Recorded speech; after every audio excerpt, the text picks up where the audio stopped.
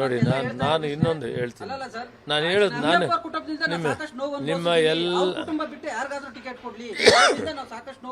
ಅವ್ರ ಅಭಿಪ್ರಾಯಗಳಿಗೆ ಯಾರಿಗೂ ಉತ್ತರ ಕೊಡೋದಿಲ್ಲ.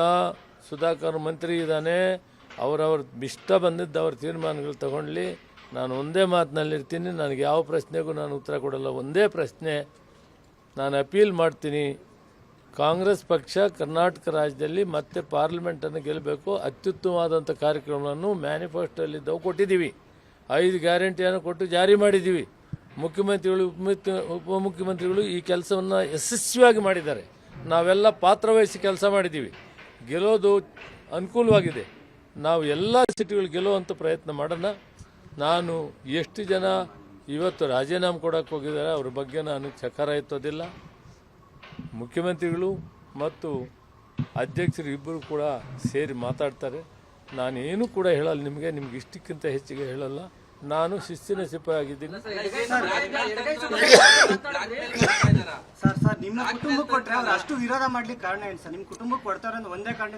ನೀವು ಅವ್ರನ್ನೇ ಕೇಳಿ.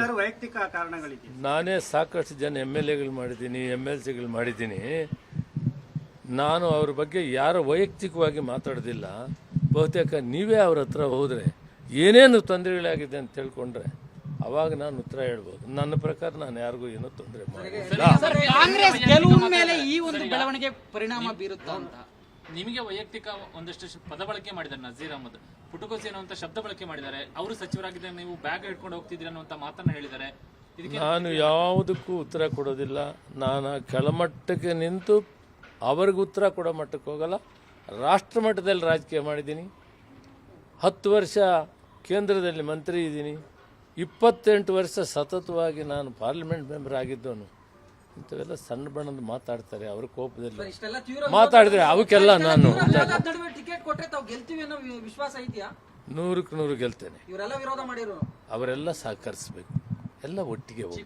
ಅವ್ರ ಮೇಲೆ ಲೋಕಾಯುಕ್ತದಲ್ಲಿ ಈಗ ದೂರಿದಾವೆ, ಪೆಂಡಿಂಗ್ ಇದ್ದಾಗ ಇವ್ರಿಗೆ ಹೆಂಗ್ ಟಿಕೆಟ್ ಕೊಡ್ತಾರೆ ಅಂತ ಎಲ್ಲಿ ಇಲ್ಲ, ಎಲ್ಲಿ ಕೇಸು ಇಲ್ಲ, ಏನೂ ಇಲ್ಲ. ಇದೆಲ್ಲ ಸುಳ್ಳು ಸುದ್ದಿ, ಸುಳ್ಳು ಸುದ್ದಿಗಳು ಇವ್ಯಾವುದು ಏನೂ ಇಲ್ಲ. ನಾನು ಅಥೆಂಟಿಕೇಟ್ ಹೋಗಿ ಹೇಳ್ತೀನಿ, ತಗೊಳ್ಳಿ. ಯಾವುದು ಏನಿಲ್ಲ. ತಮಗೆಲ್ಲ ಧನ್ಯವಾದಗಳು. ಒಳ್ಳೇದು. ನಾವು ಇಂಗ್ಲಿಷರ್ ಬಂದ್ಬಿಡ್ರಿ. I will speak to you ಅಮ್ಮ. ಇಲ್ಲ ಮಾತಾಡ್ತೀನಿ.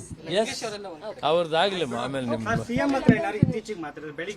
ಇಲ್ಲ ಅಧ್ಯಕ್ಷರಿಗೆ ಮಾತಾಡಿದ್ದೀನಿ. ಅಧ್ಯಕ್ಷರು ಅವ್ರು ನಾನು ಹೇಳಿದ್ದೀನಿ, ಈ ಬೆಳವಣಿಗೆ ವಿಷಯದಲ್ಲಿ ನೀವು ಕೂಲಂಕುಷವಾಗಿ ಚರ್ಚೆ ಮಾಡಿ ತೀರ್ಮಾನ ತಗೊಳ್ಳಿ. ನಿಮ್ಮ ತೀರ್ಮಾನಕ್ಕೆ ಬದ್ಧವಾಗಿರ್ತೀನಿ ಅನ್ನೋ ಮಾತನ್ನು ಅಧ್ಯಕ್ಷರಿಗೆ ಹೇಳಿದ್ದೀನಿ. ಅನುಕ್ಷಣದ ಸುದ್ದಿಗಳಿಗಾಗಿ ವಿಸ್ತಾರ ನ್ಯೂಸ್ ಯೂಟ್ಯೂಬ್ ಚಾನೆಲ್ ಸಬ್ಸ್ಕ್ರೈಬ್ ಮಾಡಿ. ಹೊಸ ಸುದ್ದಿಗಳ ನೋಟಿಫಿಕೇಶನ್ಗಾಗಿ ಬೆಲ್ ಐಕಾನ್ ಕ್ಲಿಕ್ ಮಾಡಿ. ಲೇಟೆಸ್ಟ್ ಅಪ್ಡೇಟ್ಸ್ಗಾಗಿ www.vistaranews.com ವೆಬ್ಸೈಟ್ಗೆ ವಿಸಿಟ್ ಮಾಡಿ. ಅಂಗೈಯಲ್ಲೇ ಜಗತ್ತಿನ ಸುದ್ದಿ ತಿಳಿಯಲು ವಿಸ್ತಾರ ನ್ಯೂಸ್ ಕನ್ನಡ ಆಪ್ ಡೌನ್ಲೋಡ್ ಮಾಡಿ.